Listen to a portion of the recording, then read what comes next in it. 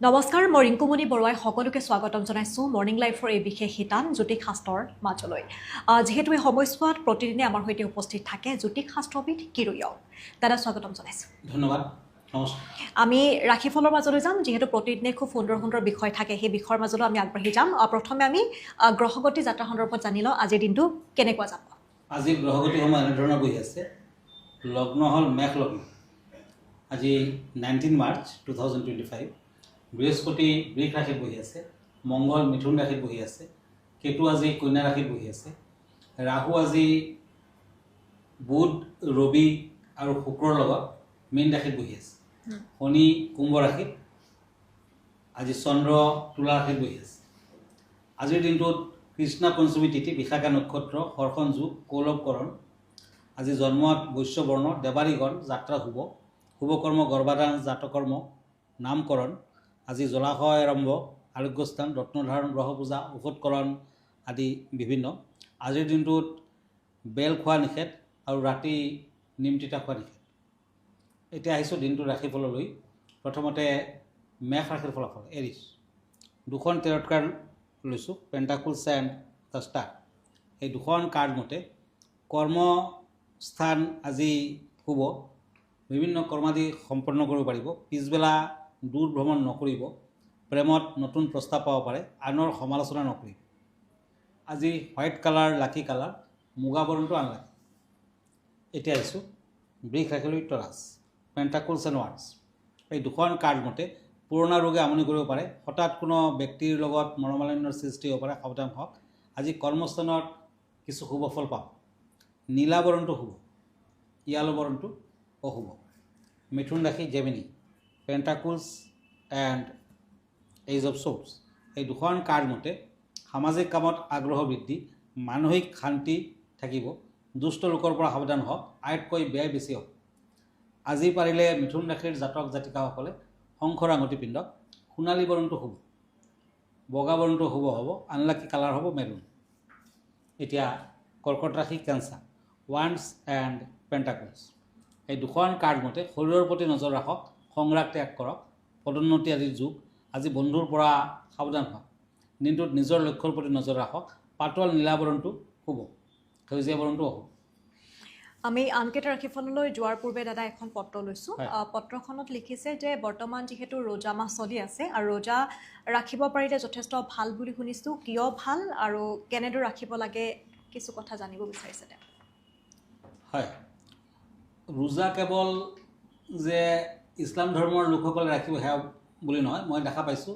যে কেতিয়াবা বহুত বেলেগ বেলেগ ধৰ্মৰ লোকেও কিন্তু ৰোজা পালন কৰি থাকে কাৰণ ৰোজা পালন কৰাটো কিন্তু ঈশ্বৰৰ প্ৰতি যোনটো মনোসংযোগ বৃদ্ধি পায় লগতে আপোনাৰ হেল্থ যথেষ্ট ভালে থাকে আজিকালিৰ যুগত আমি ইণ্টাৰমিডিয়েট ফাষ্টিং বুলি এষাৰ কথা জানো যদি আপুনি পাৰ্টিকুলাৰ এটা সময়লৈ ফাষ্টিঙত থাকে তেতিয়া কিন্তু বিভিন্ন ধৰণৰ বেমাৰ আজাৰৰ পৰা আপুনি হাত সাৰিব পাৰিব আৰু আমাৰ দেশত ভাৰতবৰ্ষতো লাহে লাহে ইমান বেছি ফেটি লোকৰ মানে সৃষ্টি হৈ আছে মহিলাই হওক বা পুৰুষে হওক ফেট কিন্তু যথেষ্ট বৃদ্ধি পাই আছে আৰু স্বয়ং আমাৰ প্ৰধানমন্ত্ৰীয়েও কিন্তু পিএমেও কিন্তু তেখেতে কৈ আছে যে এই ফেটৰ পৰা সাৱধান হওক গতিকে বিভিন্ন ধৰণৰ এক্সাৰচাইজ বিভিন্ন নিয়মকানুনবোৰ আপুনি মানি চলিব লাগিব কিন্তু ইয়াৰ লগত আপুনি ফাষ্টিং কৰক বিশেষকৈ ৰোজা ৰাখিব পাৰিলে ইয়াৰ ফল কিন্তু অতি সোনকালে পোৱা যায় আৰু ইছলাম ধৰ্মত মানে এই ঈদৰ সময়ছোৱাত ৰোজাৰ পাছত ঈদ আহিব কাচি জোনৰ মূল্য কিন্তু যথেষ্ট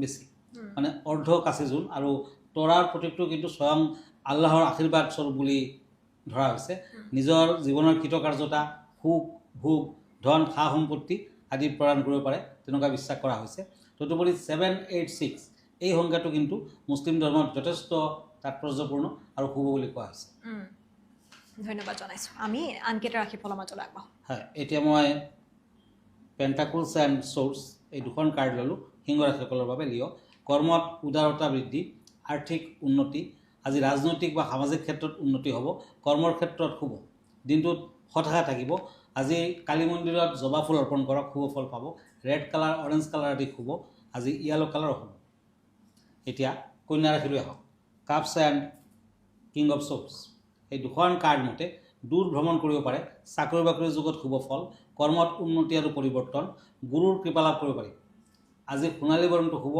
মাটিয়া বৰণটো হ'ব। এতিয়া হওক তুলা ৰাখিলৈ লিব্ৰা, পেণ্টাকলছ এণ্ড পেণ্টাকলছ। এই দুখন কাৰ্ড মতে কৰ্মসংস্থাপনৰ যুগ, ঘৰুৱাত মধ্যম ফল, ভ্ৰমণত বাধা আছে। আজি আৰ্থিকত শুব, শত্ৰুৰ পৰা সাৱধান হওক, পেটৰ সমস্যাত ভুগিব পাৰে। য়েলো কালাৰ লাকি, বেঙুনীয়া কালাৰটো আনলাকি। এতিয়া আহিছোঁ বৃশ্চিক ৰাশিলৈ স্কৰ্পিঅ', পেণ্টাকলছ এণ্ড হেংমেন। এই দুখন কাৰ্ড মতে ভবাতকৈ অধিক আনন্দিত হ'ব।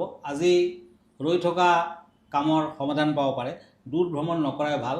কৰ্মস্থানত মধ্যম ফল, অৰ্থ লাভৰ যুগ। আজিৰ দিনটোত বৃশ্চিক ৰাশিৰ জাতক জাতিকাসকলে নিজৰ লগত কেইটামান বেলপাত ৰাখক আৰু যাত্ৰা কৰক, শুভ হ'ব। ৰঙা বৰণটো শুভ, সেউজীয়া বৰণটো শুভ, আনলাকি কালাৰ হ'ব ব্লেক।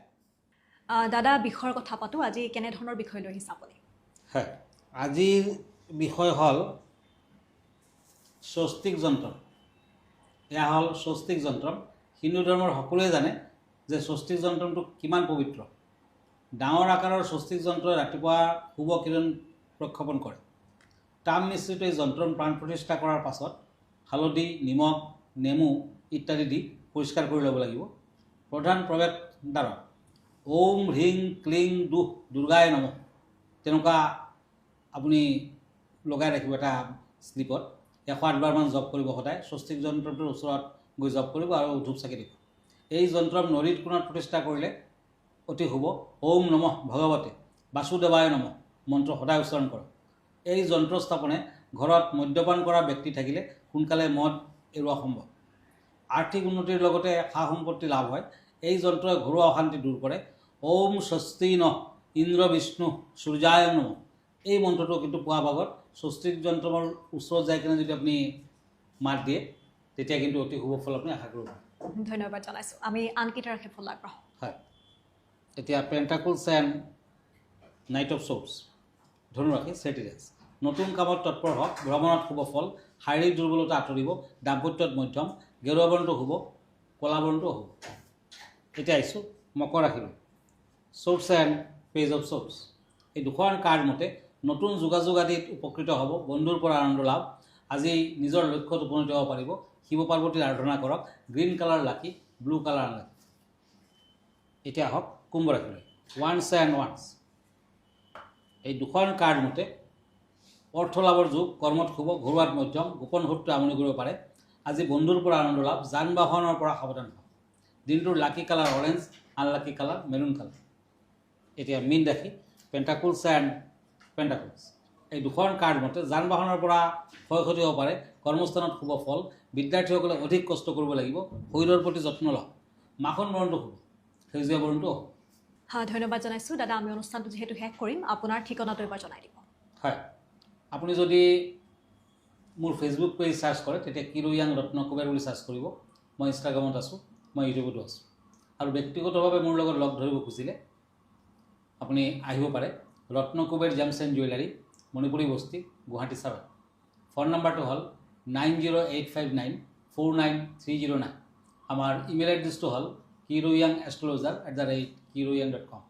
ধন্যবাদ, নমস্কাৰ। আৰু এইখিনিতে অনুষ্ঠানটিৰ পৰা মই ৰিংকুমণি বৰুৱাই বিদায় লৈছোঁ। ধন্যবাদ।